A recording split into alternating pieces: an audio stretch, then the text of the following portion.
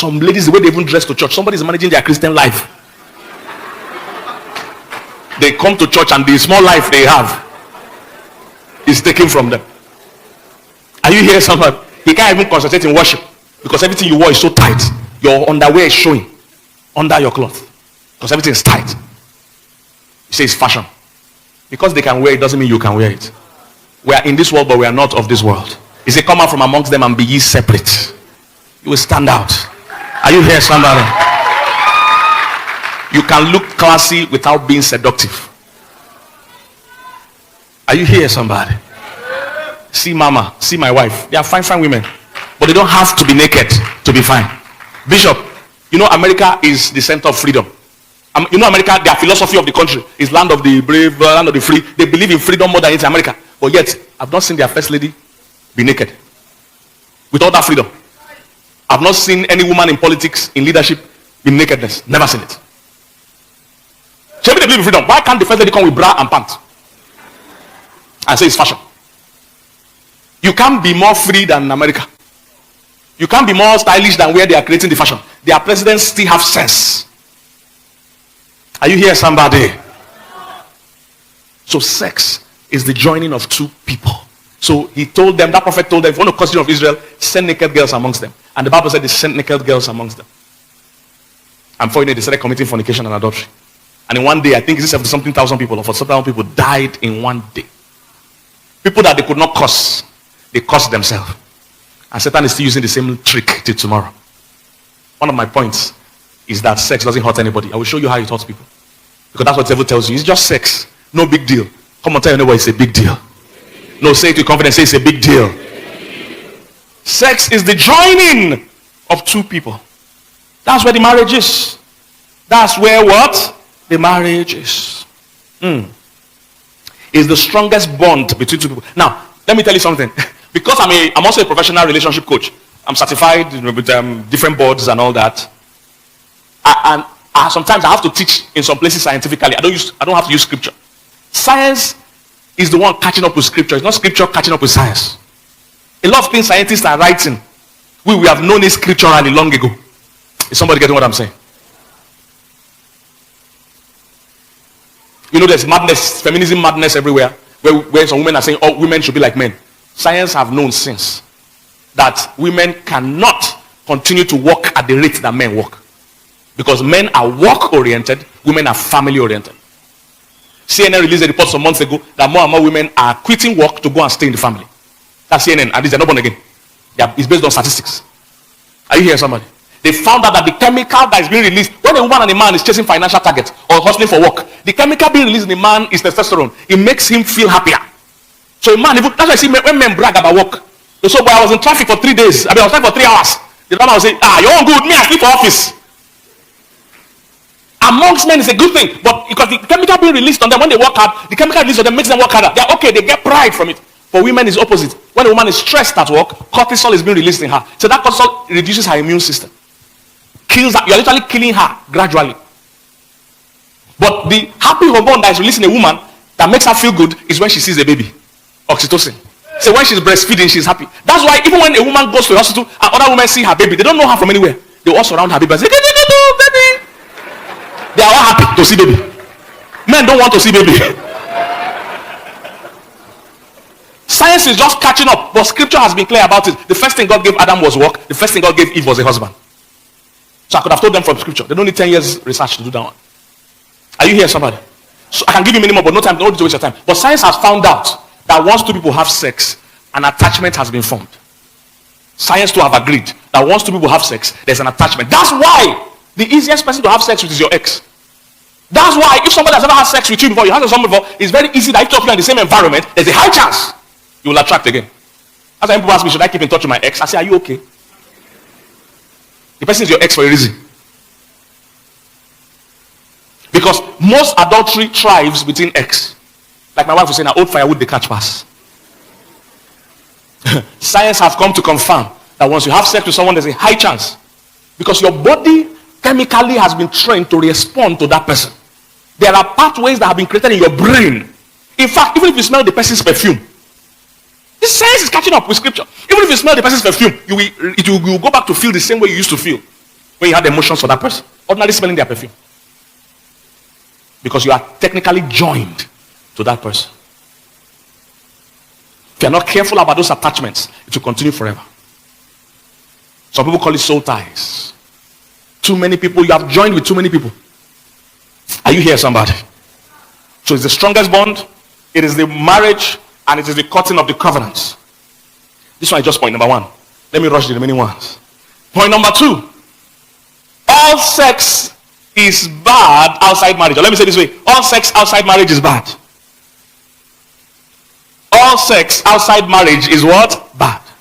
What do I mean by this? As long as the sex is between two unmarried people, it is wrong. Fornication and adultery have the same definition.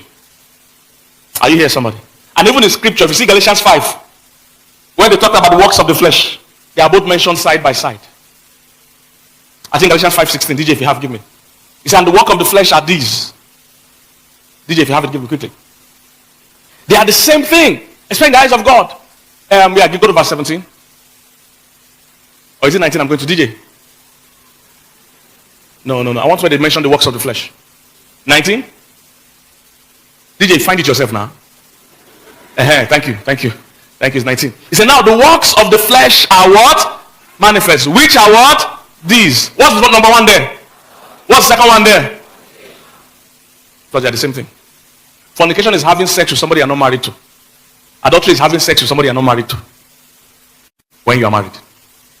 Did you get that? Fornication is what? Having sex with somebody you are not married to. Adultery is what? Having sex with somebody you are not married to. When you are married. So the real core of it is that you're having sex with somebody you're not married to. People ask me all the time, the pastor, can people in relationship, can we kiss? I ask them a very simple question. I say, can a married man kiss somebody he's not married to? He say, no. I say, you two are not married to this person. It's the same thing. If kissing was okay between people that because you're dating, you're not married. That means a married man too can kiss somebody if there's nothing in kissing. There's something inside. Tomorrow I'll talk a bit about that. Are you here, somebody? All sex after marriage is bad. Why is it bad? Why is it bad? Bishop, the biggest lie, one of the biggest lies Satan is telling young people is that adultery is the one that is bad. Fornication is okay. I'm telling you, go on the street and interview people. If you ask anybody that is it okay for a married man to cheat on his wife, even demons will say it's bad. But ask same people, that if two people are in love, can they be having sex? You say, nah, it be relationship now. Nah, be girlfriend and boyfriend. In their uneducated mind, they are separating adultery and fornication, not knowing that they are one and the same. All fornicators are adulterers in training.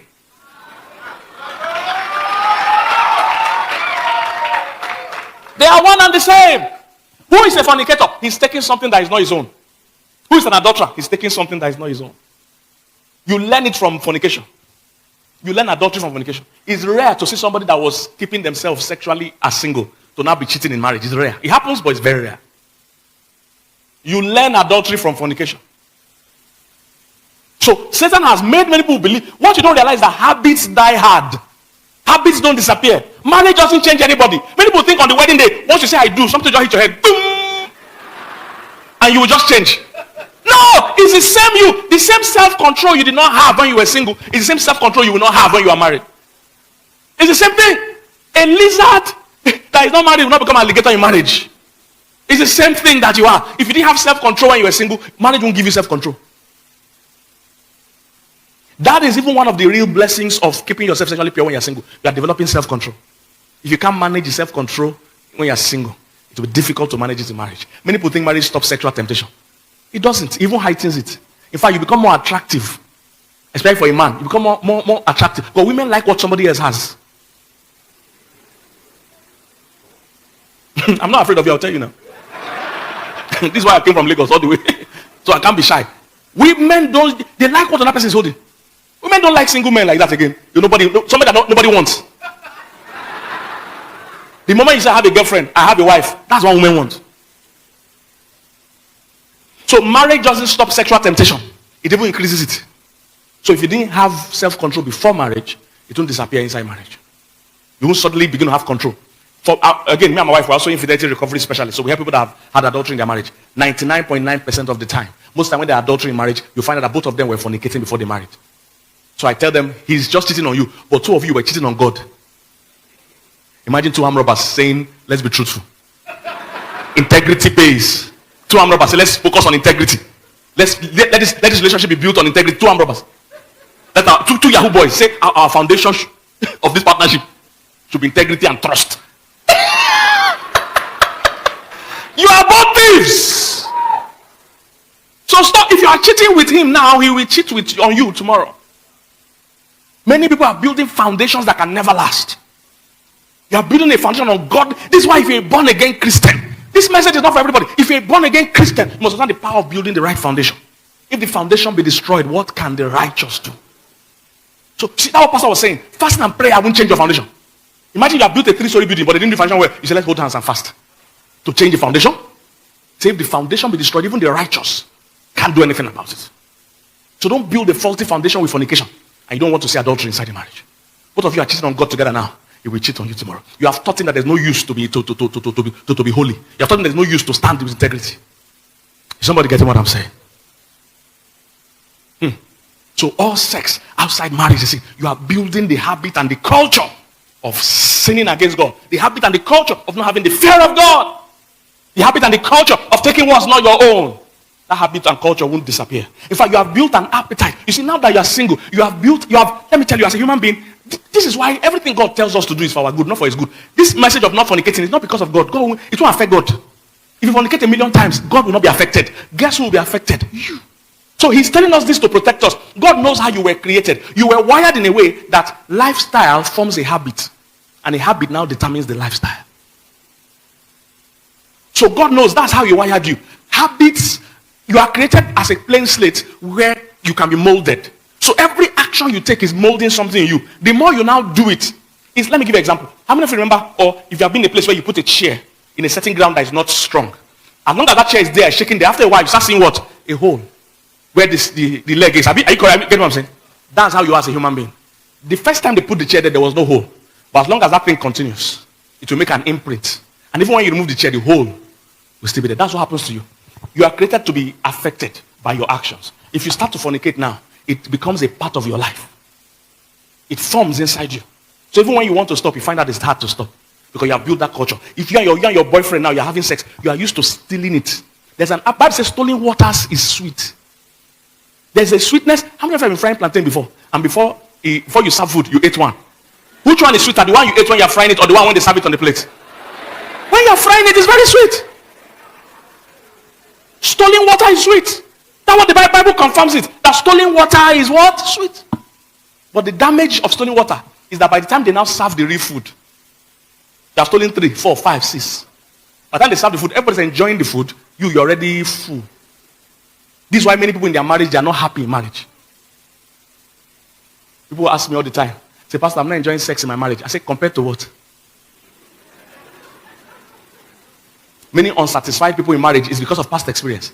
So I'm not enjoying sex with my husband. I'm not enjoying sex with my wife. I say, compared to what? You are comparing to something now. That's why you're not enjoying it. If this is your one and only, you will enjoy it.